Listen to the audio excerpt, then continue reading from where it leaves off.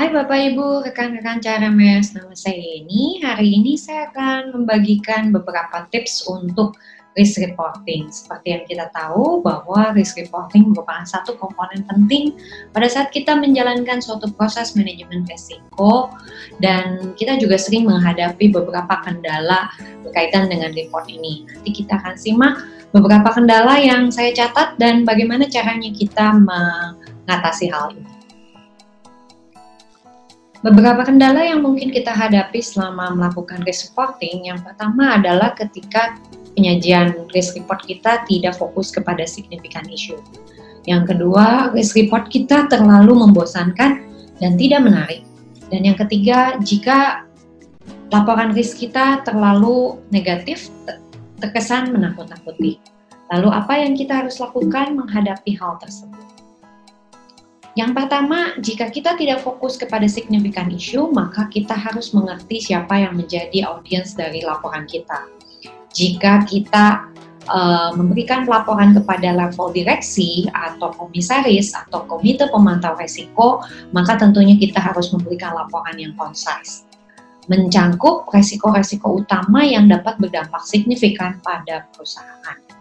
Kemudian, jika laporan risiko kita ditujukan untuk level manajerial, maka kita harus mengcover juga hal-hal yang dihadapi sehari-hari oleh para manajer dan memang itu merupakan masalah yang sangat relevan buat mereka.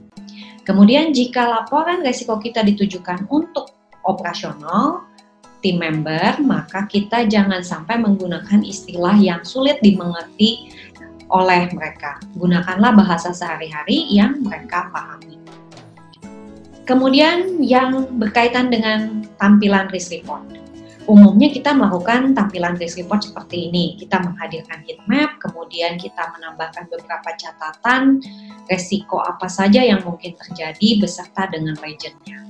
Nah, jika kita melakukan pelaporan seperti ini dari bulan ke bulan, tentunya ini akan terkesan membosankan, tidak menarik lagi. Kalau begitu, apa yang kita lakukan? Saya coba menghadirkan beberapa model untuk presentasi. Yang pertama menggunakan model bubble chart. Di sini setiap bubble merepresent setiap resiko yang dapat dihadapi.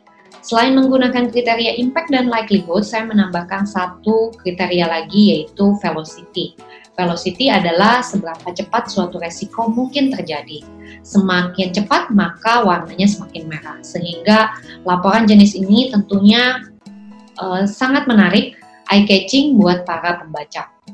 Kemudian jika kita memasukkan satu lagi contoh dari pelaporan risiko, saya menggunakan metode fault tree analysis, di mana pada ujung kanan atas atau di sini saya gunakan target EBITDA tidak tercapai. Itu merupakan suatu dampak dari berbagai jenis risiko yang ditimbulkan dari faktor eksternal atau yang berwarna hitam, dan juga faktor internal yang berwarna biru.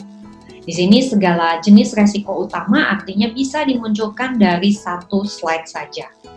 Kemudian jika laporan resiko kita terkesan terlalu negatif, kita tentunya harus menambahkan hal-hal positif ke dalamnya. Bagaimana caranya? Yang pertama, kita menambahkan current control. Hal apa saja yang sudah dilakukan oleh tim operasional saat ini. Tentunya kita juga harus menambahkan treatment plan, rencana perlakuan resiko yang akan dilakukan, atau kalau saat ini sudah dilakukan, kita laporkan juga progresnya.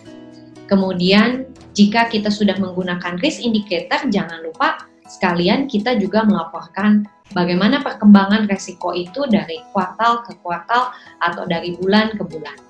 Kemudian yang terakhir, tentunya ketika kita melihat suatu resiko, kita dapat menggali juga aspek-aspek positif dari suatu kejadian resiko atau opportunity yang kita bisa dapatkan dari kejadian resiko.